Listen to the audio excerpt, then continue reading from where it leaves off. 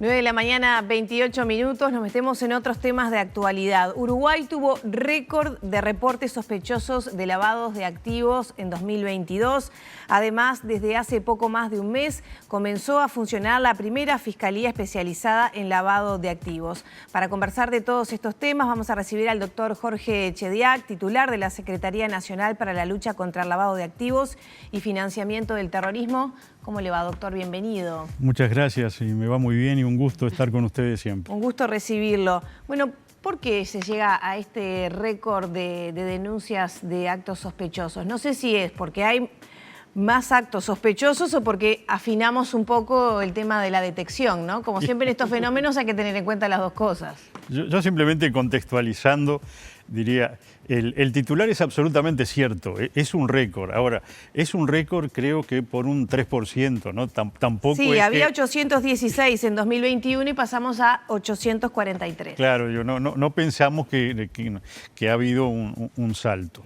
¿Qué ha pasado? Bueno, se estabilizó, creo que en 776, 777, el número de reportes de operaciones sospechosas, que ojo, reporte de operaciones sospechosas no es solo sospechosas, es atípicas, que tienen peculiaridades que le llamaron la atención a las entidades financieras, porque estamos hablando del sistema financiero.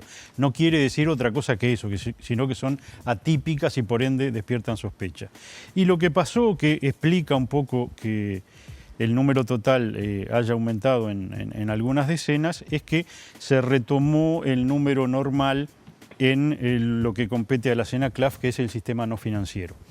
Quizás recuerden, seguramente ustedes sí, pues son jóvenes y lo hacen, que tuvimos alguna diferencia de criterio con la Unidad de Información y Análisis Financiero del Banco Central en el 20, en el 21, en relación a por qué habían bajado los reportes de operaciones sospechosas en nuestros 13.000 sujetos obligados a hacerlo. Ellos habían postulado, y estaba perfecto, que podía haber habido alguna influencia de la aprobación de la ley de urgente consideración, y nosotros con más parsimonia dijimos, bueno, vamos a ver qué pasa. Básicamente, en los semestres, en el 20, con la ley vigente 6 meses y sin estar vigente el primer semestre, los números no cambiaron demasiado, o sea, no hubo por lo menos un impacto inmediato. Y luego, en el 21, estaba la pandemia, que era la explicación que el GAFILAT, el Grupo de Acción Financiera Latinoamericana, organismo que nos supervisa a todos y que, bueno, que hoy Uruguay preside, tuvimos el honor de que nos eligieran presidente. La realidad es que en la hipótesis de ellos iba a impactar en la actividad económica la pandemia y por ende se iba a reflejar en menor actividad económica, menor número de operaciones totales y por ende menor número de reportes de operaciones sospechosas. Ahora que lo vemos un poco con el diario del lunes, no impactó mayoritariamente en el sector financiero porque básicamente no hubo entidades bancarias que cerraran durante la pandemia. Sí impactó en nuestro sector, en todo el sector no financiero, decimos escribanos, contadores, profesionales, inmobiliarias, sector de construcciones, casinos y una playa de organizaciones sin fin de lucro, porque hubo determinados sectores que sí cerraron durante la pandemia. Creo que lo habíamos comentado, un sector que fue particularmente impactado fueron los casinos. Los casinos estuvieron durante virtualmente un año sin funcionamiento. Ellos eran son responsables de más o menos un tercio de los reportes de operaciones sospechosas del sector no financiero. Entonces íbamos en 60 y pico de reportes por año, baja a 30 y algo cuando cierran los casinos, y ahora habrán visto en el 22, retomamos exactamente el nivel histórico porque volvieron a hacer los reportes los casinos al abrir la actividad. O sea que sí allí hubo un impacto de la pandemia. Y los números sumados dan un poco más, es verdad, lo cual esperemos, y yo creo que sí, que como usted postula, tenga que ver con un mejor funcionamiento del sistema. Ahora, para quienes no estamos finos tal vez con las definiciones, ¿no?, de reportes de operaciones sospechosas, ¿a qué refiere concretamente? Bien, Los reportes de operaciones sospechosas son solamente eso, unas alertas administrativas que los escribanos, las inmobiliarias, los bancos, los casinos tienen que hacer cuando alguno de sus clientes realiza algún negocio que llama la atención. Por ejemplo, excesiva utilización de dinero en efectivo, que se trate de extranjeros de cuyo origen sea de determinados países o jurisdicciones que son de riesgo porque no tienen afiatada la legislación de prevención. A veces son operaciones excesivamente complicadas, que no es muy claro por qué se triangularon o por qué se paga con dinero de varias cuentas, por ejemplo. A veces se trata de personas expuestas políticamente, como el ministro de Educación y Cultura y quien habla. Y bueno, esas características pueden ameritar un reporte de operación sospechosa, que no quiere decir otra cosa que eso. Y luego de realizado el reporte de operación sospechosa, quien analiza si detrás de ello puede haber básicamente una operación de lavado de activos es el Banco Central, la Unidad de Información y Análisis Financiero. Y decíamos que en el resultado final el porcentaje es muy bajo porque lo que tiene que hacer cuando detectan, lo que tiene que hacer el Banco Central cuando detectan que puede haber más de una sospecha, más bien una cierta certeza de una operación que puede haber sido con dinero de origen ilícito, es hacer la denuncia en la Fiscalía. Y decíamos que allí era nuestro tema de números muy bajos, porque a 700 u 800 reportes de operaciones sospechosas en un periodo no se llegaba ni a 2 cifras de denuncias ante la Fiscalía, o sea que el porcentaje de las 800 y pico de 2022, un número muy acotado, terminó en seguramente menos de 10, no tengo el número exacto, pero ese era el tema.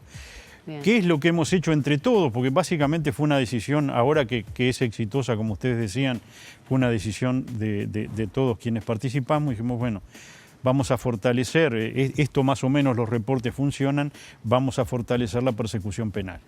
A raíz de lo cual se obtuvo de la Comisión Coordinadora de Lavado de Activos, que integramos un montón de subsecretarios, el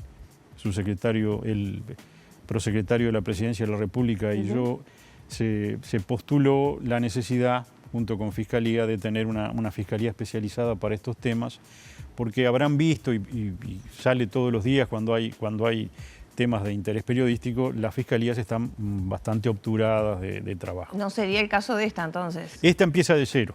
Pero además con pocos casos que le llegan. Empezó de cero el 1 de enero de este año. Ahora ya tiene casos, se le transfirieron algunos casos, incluso algunos de los que han tenido interés periodístico, para investigar puntualmente el lavado de activos.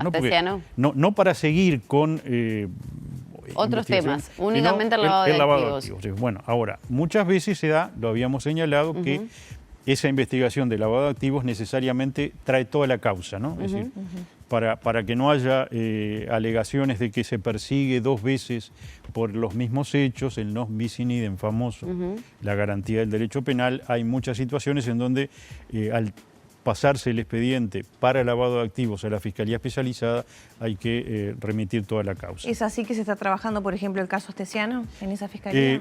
Usted sabe que prácticamente por la reserva no puedo señalar nada, sí que se tuvo a mediados de febrero ya la primera reunión entre la Fiscalía y sus técnicos y nuestros técnicos de la unidad de apoyo para coordinar el trabajo, y bueno, ya el trabajo coordinado comenzó. Esperemos que es la aspiración de todos, que esto dé sus frutos, ¿no? Que estos números por ahora bajos de persecuciones exitosas por lavado de activos den sus frutos. Lo que hemos visto además en Gafilat es que los análisis de Gafilat valoran que haya muchas persecuciones exitosas por lavado de activos, pero además valoran, aunque sean pocas, que sean casos importantes. Valoran que un país, ante casos importantes, ante casos que han tenido mucho interés o que han involucrado figuras importantes de un gobierno o de un país haya ido hasta las últimas consecuencias con el lavado de activos. Esta es un poco la idea también de la Fiscalía Especializada, que tenga espalda, que tenga tiempo para llevar hasta sus últimas consecuencias en relación al lavado de activos estas persecuciones penales. O sea, del caso Astesiano no se puede informar mucho más que esto, que va a ser tomado por la Fiscalía Antilavado. Y se va a perseguir si existió, se va a investigar si existió lavado de activos. O sea, él podría ser condenado más allá de lo que se determinó por parte de la otra causa que se cerró con la fiscal Fossati. Podría tener otra causa vinculada al lavado de activos con otras penas distintas. Exacto. Pero ahí, para que la gente entienda, ¿qué elementos de sospechas hay? Mire, en toda situación de persecución penal exitosa al lavado de activos, lo que tiene que haber es un delito precedente que se tenga la certeza que rindió, que dio mucho dinero a los delincuentes. Por ejemplo, una transacción como la que se pudo constatar que recibió $10.000, creo, si no me equivoco, es de Estados Unidos. Básicamente que la organización, la persona o la organización en general, se trata de organizaciones, lo cojo, que organizaciones no quiere decir que sean 50 personas, pueden ser una organización de 3 o 4 personas, que haya conseguido mucho dinero o una cantidad significativa de dinero con la actividad precedente, haya sido corrupción, estafa, lo que ustedes quieran, narcotráfico, trata de personas. Y algo hay que hacer con ese dinero. Esos dineros no desaparecen y en general no se sepultan como hacían los piratas en un cofre en una isla perdida, sino que se trata de incorporarla a la actividad económica normal. Y eso es lo que termina configurando el lavado de activos. Lo que hay que rastrear es justamente qué pasó.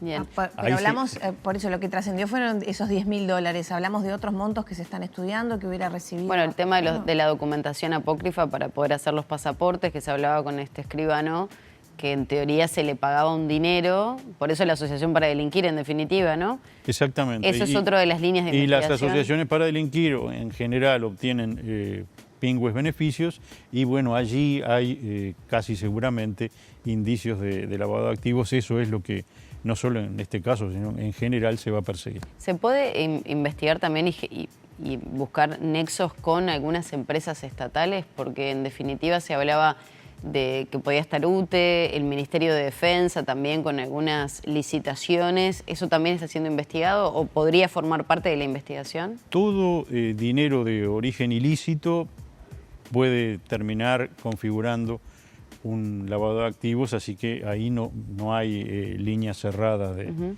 investigación. Volvamos. La investigación sigue a cargo, como en cualquier otra circunstancia, del fiscal de la causa, ¿no? Nosotros, desde la Secretaría Nacional, somos asesores técnicos de la Fiscalía por la experiencia de nuestros técnicos. Nos quedan muy poquitos minutos, pero le quería preguntar, ¿cómo se condice este panorama que usted plantea sin sobresaltos, ¿no? O sea, con un trabajo constante de mejora, pero sin grandes sobresaltos, con un panorama que se puede advertir a nivel social, que es el avance del narcotráfico en el país? Sí, es verdad. De eso habíamos discutido, hablado, en materia de seguridad, etcétera. ¿Cómo se condice una cosa con otra cuando, bueno, hablamos de bocas de venta de estupefacientes, etcétera, que bueno, son organizaciones, en muchos casos con patas internacionales, que traen la droga a Uruguay, y ahí hay plata que se mueve, se maneja y está, y sale, entra, etcétera? ¿Cómo condice una realidad con la otra? No es que una realidad condiga con la otra. Lo que habíamos señalado es que por la sobrecarga de trabajo que en general padecen las fiscalías, se termina obteniendo acuerdos por proceso abreviado en relación a los delitos precedentes, en este caso, como usted señala, el narcotráfico, y no abarcan los eventuales lavados de activos, por lo cual, decíamos, tenemos muy pocas persecuciones penales exitosas por lavado de activos. Y decíamos, no quiere decir que los criminales hayan quedado impunes, no, terminan condenados, presos. Pero por delitos menores los delitos o precedentes, solamente la cadena más baja, puede ¿no? ser narcotráfico, puede ser distribución, lo que usted quiera, todas las variedades, pero no por lavado de activos.